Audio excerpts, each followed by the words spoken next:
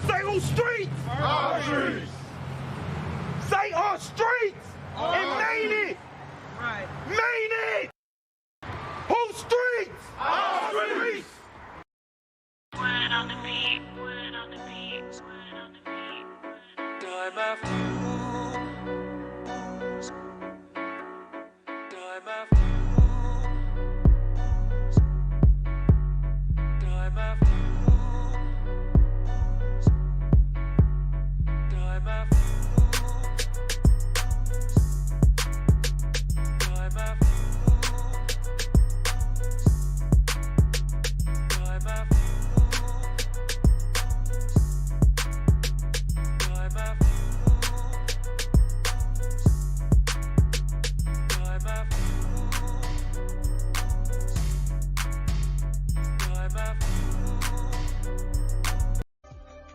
What up, y'all tuned in to Ian's podcast.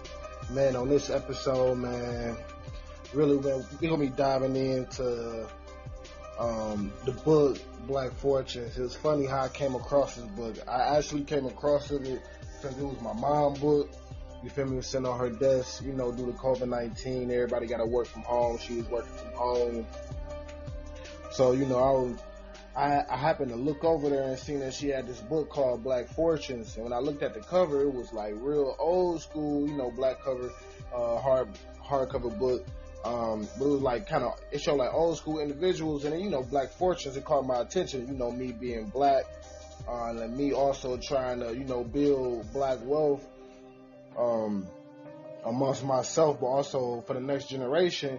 I seen that somebody from the previous generation, you feel me, from a long time ago, they look like they had that old money, but it was like, you know, I feel like it. So I didn't want to judge the book by its cover, but I did though, and that's what got my attention.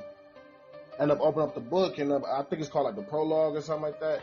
But, you know, I ended up reading the book, and it was crazy because it was talking about basically during those times in the earlier years of America, there was a lot of black successful entrepreneurs and business owners that made the most out of their circumstances, which means they came out of slavery, left slavery. Some of them left slavery. Some of them was born outside, like first generation outside of slavery, you know, stuff like that. They left slavery and became millionaires, building these very, very, very, like, you feel me, lucrative companies and having these portfolios with real estate, investments, like, you feel me, like, it was one black woman, man, she was so good at investing and trading, like, she was buying and investing in metals, companies, all type of stuff, and it was crazy thing about it was she was black, you know, a black woman at that time, which, if you know, back then, you know, times was real sexist, you know, times was biased. Now, imagine being black and being a woman back then with that amount of riches. You had to go through a lot, and that's the book also, you know, chimed in on that too, man. The book talked about, man, like the overall testimony, because it was saying that it was kind of hard to retrieve, like, a lot of the information due to the fact that, you know, a lot of information they got was from diaries, you know, memoirs they wrote, like close relatives and things of that nature. But, you know, during those times, a lot of history, a lot of stuff got lost and erased, and, you know, one person might have a different story than this person. So you always trying to find the most accurate storytelling for like books and stuff like this, because, you know, this is, you know, you're referring to the culture. And there was one guy his story was so unique. He was a slave. He ended up escaping, and I think they said he ended up finding himself out of Mexico, and he ended up going to California, which is nowadays California, but, you know, which was a Mexican territory, and he basically, you know, throughout his fortune, you feel me, while being in Mexico, you know, investing and stuff like that. And he also helped build San Francisco before it became America, you know, before it was Americanized and America took over California. He actually helped build California. You feel me? Downtown California. I said downtown California, but downtown San Francisco. He actually settled in there and was a real big investor in San Francisco.